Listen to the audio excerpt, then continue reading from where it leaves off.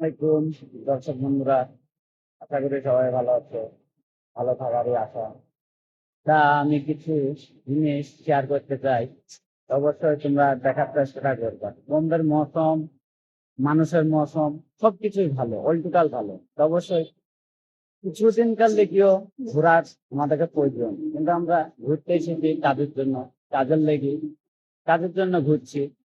প্রতি 2 টাকা ইনকাম হবে, সেই জন্য আমরা ঘুরছি। কিন্তু আশা করি তোমরাও চাইবা। দেখার লেগে জিনিস বহুত কিছু আছে আমাদের পাশে, আছে হাজারলি, আছে গেট অফ ইন্ডিয়া, আছে নানা রকমের বিল্ডিং আছে।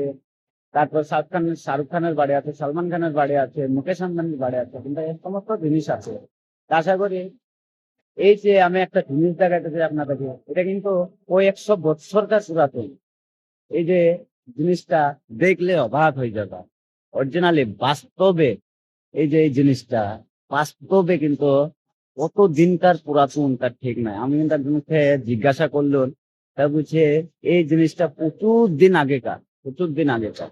তাহলে আমার বাপ দাদারাও তখন জন্ম জন্ম নেয়নি, বা দাদার দাদা জন্ম নিয়েছিল তখন, তখন এই জিনিসটা হয়েছিল। কিন্তু কিন্তু এত সুন্দর লাগছে না।